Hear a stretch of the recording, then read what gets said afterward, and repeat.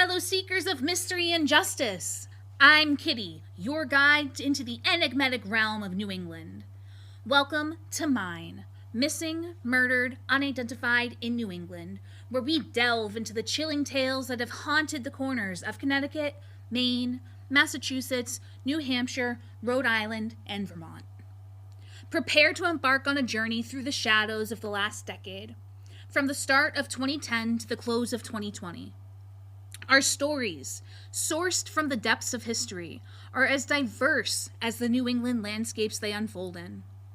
Some episodes will lead us on an extensive exploration, while others may be swift glimpses. For these cases often shroud themselves in secrecy, leaving us with only morsels of information to feast upon. Within these episodes, every word, every theory, and yes, even every mistake and misstep is a product of my own relentless pursuit of the truth. I promise to keep you informed with updates and correct any mistakes along the way. While I won't give trigger warnings for the wounds we uncover, after all, they are an essential part to the narrative. I'll be mindful with the more sensitive topics.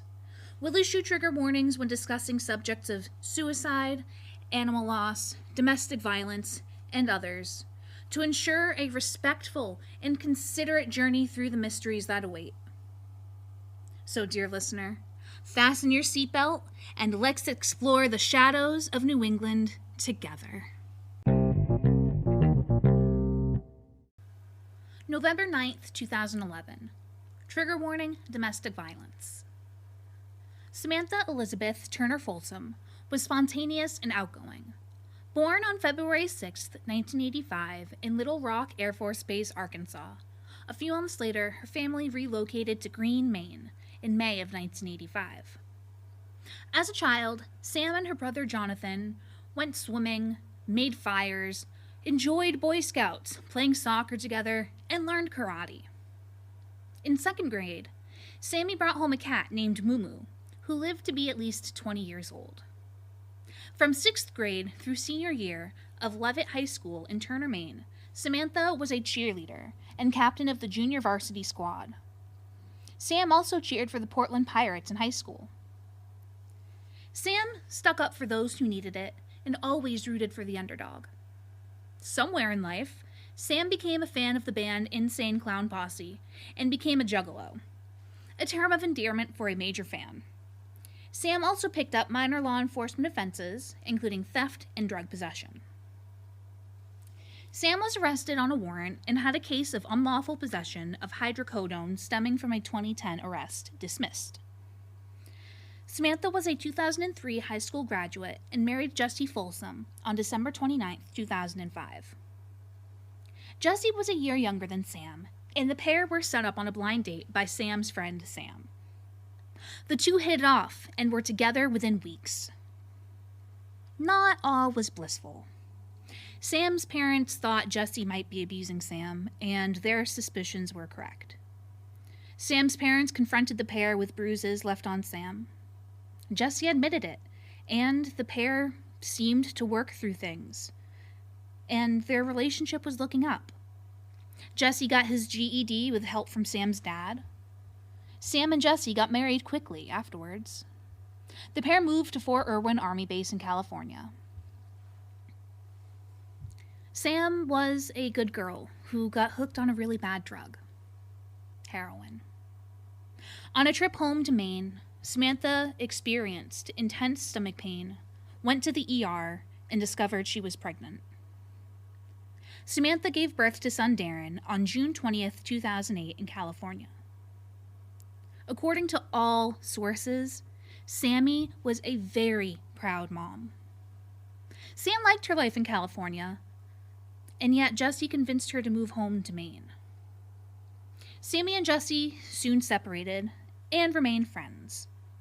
As they proceeded to get a divorce, something that never actually went through, Sammy stayed with her parents for a time before she got an apartment in Lewiston, Maine's Place Suite Marie apartment complex at 64 Oxford Street, a 2-story complex where her apartment was on the 3rd floor.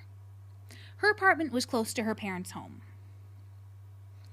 Sammy lived there for at least a year prior to her murder, and she unfortunately got back into heroin.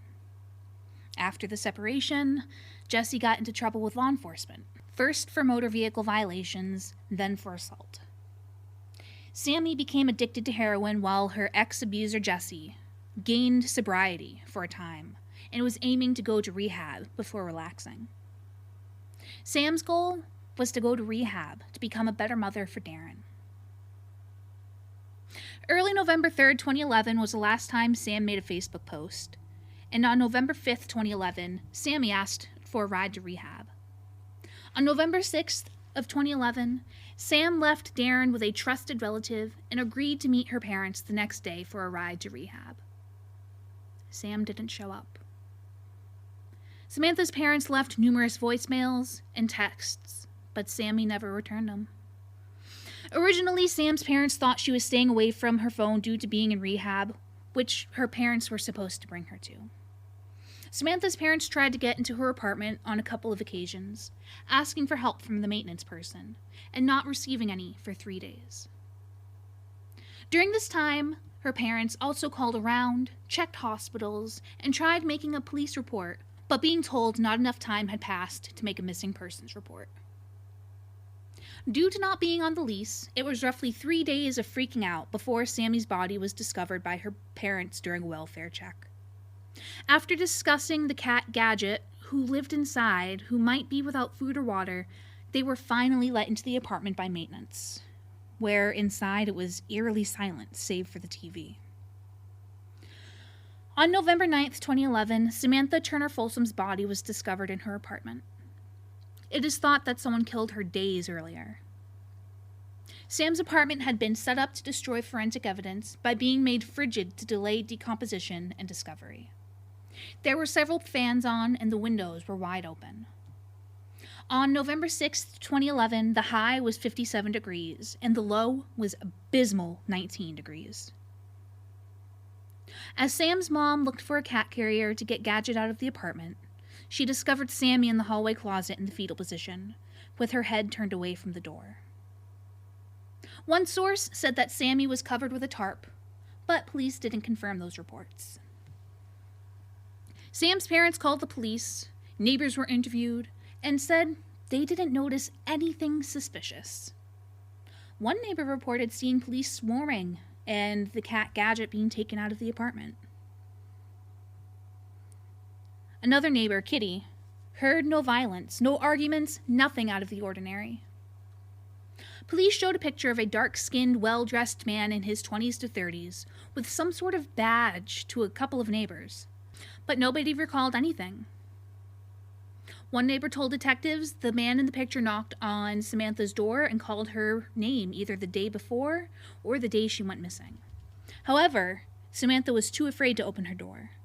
Sam was terrified of the man who was knocking on her door.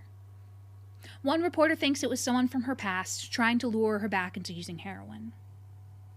Sammy's car was taken from her apartment and recovered in Portland, Maine.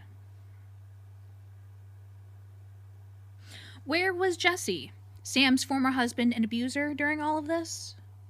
He was in jail for beating up the man that Sam was dating, for beating Sam. And the man that was dating Sam was also sent to jail during the time of the murder for beating Sam. No other suspects have publicly been named. And that's where the investigation stayed for roughly a year. Sam's murder was originally unexplained before being upgraded to homicide, and the case taken over by the Maine State Police. Sam's cause of death has not been made public. Samantha loved animals, had a big heart, and her spirit can be seen alive inside her son. Samantha had a contagious smile, and her online memorial is filled with memories about holidays of childhood's past, as well as filled with people who lament the adult they didn't know and the childhood friend they missed singing in bedrooms with. Sammy brought love, joy, and laughter to people's lives, and was the maid of honor at her friend's wedding because she'd been there the day the couple met. In the aftermath of Sam's murder, her parents split after 32 years of marriage, remaining friends and splitting custody of their collective pets. Darren went to live with a member of Sam's mom's family. After spending time in jail, Jesse was able to gain and maintain sobriety. A geocaching website had a geocache dedicated to Sammy by a Juggalo friend in April of 2013, and the last person reported to have it was in September of 2013. Please call 1-207-657-3030 with any information. November 12th, 2011. Charles Webb, aged 40, was a father of 4, getting his life together. Charles was a funny guy with no gang ties.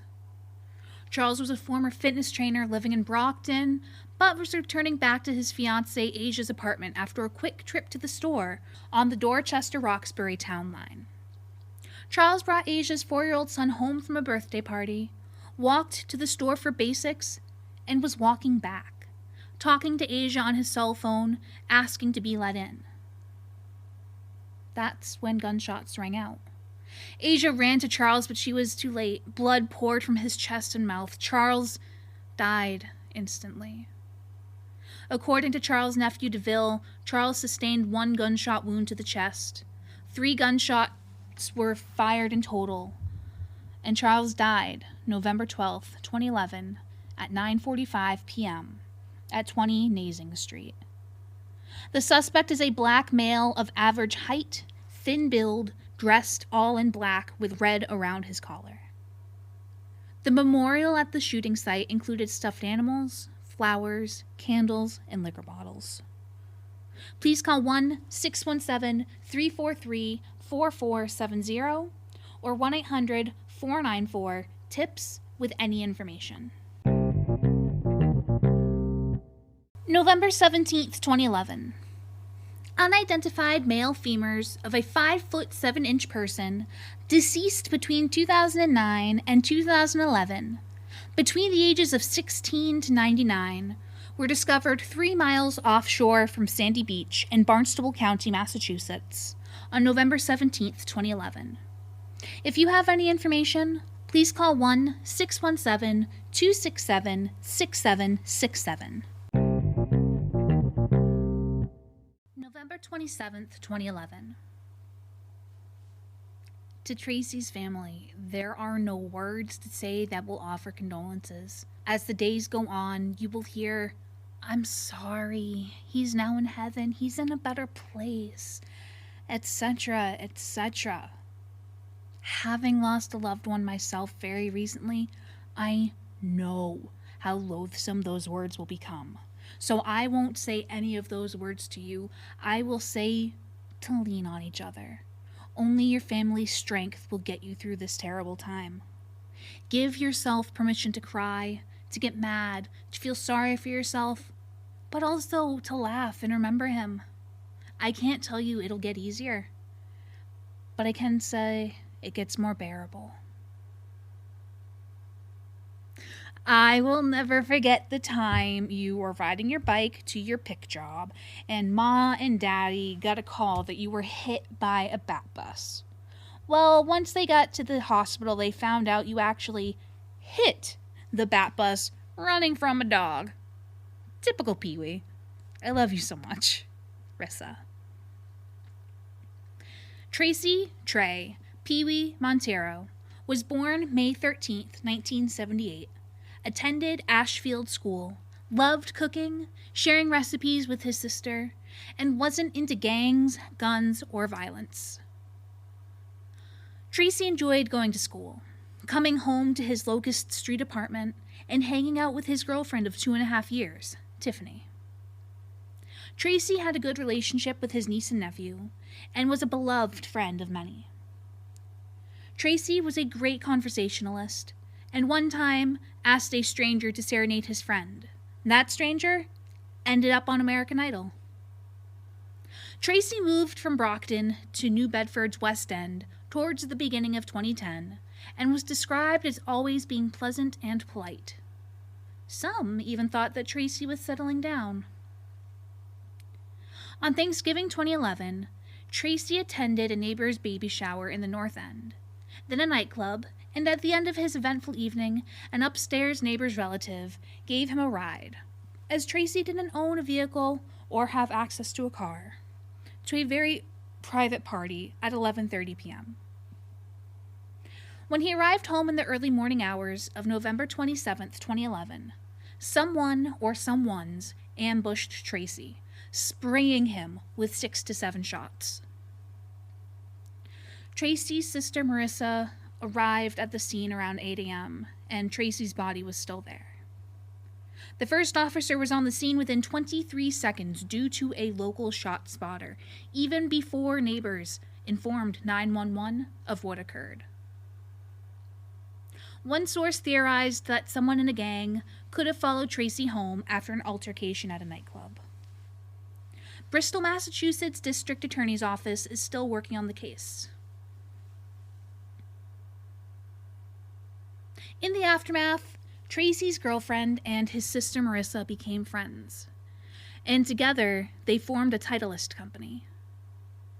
Friends still gather to tell stories and reminisce about Tracy, and people still leave comments on his online memorial.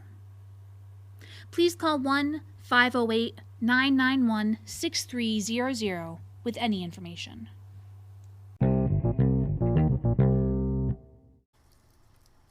If you have any questions, concerns, complaints, please email me at minepodcast@gmail.com. All one word, and mine is spelled with 2 M's, 2 I's, 1 N, 1 E. Please include what your message is about in the subject line. Later, y'all.